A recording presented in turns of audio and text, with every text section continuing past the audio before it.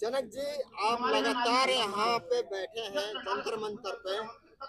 आप एकदम डट कर, जैसे ले लद्दाख में सैनिक रहता है उस तरीके से आप यहाँ डटे हुए हैं। 329 दिन हो गया, कैसा लग रहा है आपको? अभी तक आप लोग मांगे पूरी नहीं हुई? नहीं, मांगे तो हमारी पूरी नहीं हुई हैं और ऐसा है कि गवर्नमेंट हमारी सुनने को तैयार नहीं है। जैसे आपने पहले पूछा है कि गवर्नमेंट आपकी सुन नहीं रही है, गवर्नमेंट हमारी बात वाकई में नहीं सुन रही है, वो हल्के में ले रही है, लेकिन गवर्नमेंट को भारी पड़ेगा ये काम।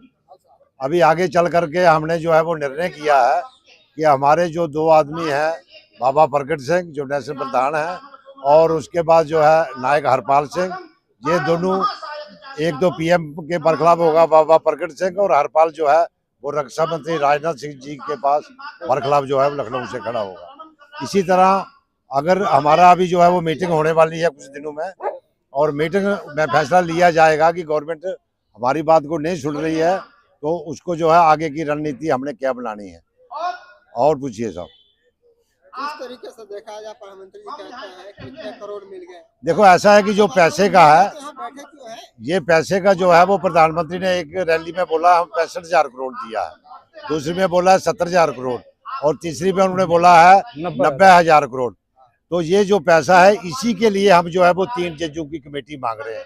हमें जो है वो पैसा नहीं मिला है क्योंकि हमारे जो रैंक हैं अफसर रैंक से नीचे, वो सिपाही से लेकर के हवलदार तक थोड़ा बहुत उन्होंने दिया है, और बाकी रैंक जो 20 वाले हमारे हैं, सूबेदार साहब हैं, नायब सूबेदार है और सूबेदार मेजर है और ऑनरी कैप्टन है, इनको छोड़ दिया गया है। तो यही डिमांड है हमारी कि 3 जजों की कमेटी बनाई जाए और इस पैसे का जो है वो गवर्नमेंट से भी पूछा जाए, अफसरों से भी पूछा जाए ये पैसा कहाँ पर गया है, तो उसकी छानबीन करे ये 3 जजों की जो कमेटी है। तो हमारी यही डिमांड है कि वो 3 जजों की कमेटी बनाई जाए और उससे जो है वो दूध का दूध और पानी का पानी करवाया जाए। जिस तरीके से आप कह रहे हैं अफसरों से पूछा जाए, तो क्या लगता है जो पैसा अफसरों के पास ही है क्या? पैसा जो है वो ऐसे है कि हमारा जो नीचे वाले रैंक का वो कम बड़ा है, तो वो साफ जाहिर है कि पैसा कहाँ गया। वो पैसा गया है अफसरों के पास, क्योंकि अफसरों का जो पैसा बड़ा है वो 10,000 से लेकर के 18,000 रुपये तक बड़ा है एक मतलब रैंक का, तो वो पैसा उधर ही ज्यादा गया है, जो साफ जाहिर है। तो जो है इसीलिए अफसर और गवर्नमेंट ने जो मिली भगत की है वो इसकी छानबीन नहीं होना देना चाहते हैं, तो इसीलिए हमें 3 जजों की कमेटी नहीं दी जा रही है।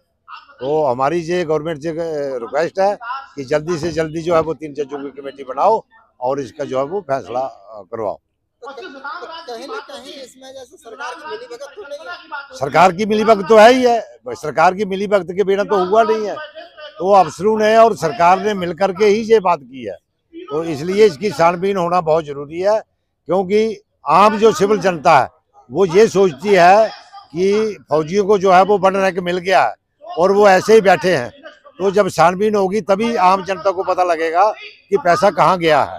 तो हम यही डिमांड कर रहे हैं कि 3 जजों की कमेटी ही इस चीज का फैसला कर सकती है। क्या संदेश देना चाहते हैं जो लोग देख रहे हैं आप लोगों को? जनता को मैं यही संदेश देना चाहता हूँ कि अगले दिन हमारे पास पलवल की टीम आई थी यहाँ पर, तो कुछ जो राजनीति पार्टियां हैं, जहाँ कुछ राजनीति के साथ जुड़े हुए लोग हैं, वो उनको धमकियां दे रहे हैं। तो मेरा ये कहना है कि उनको धमकियां ना दें, नहीं तो ये चीज का जो है वो रिजल्ट खराब होगा, नहीं तो वो पार्टियां भी लपेट में आ जाएंगी जो पार्टियों के नुमाइंदे ऐसा कर रहे हैं। तो ऐसा ना करें और वो आते रहेंगे, और जहाँ पर जो है एक्समैन आएगा, अभी एक्समैन धमकियों से डरने वाला नहीं है।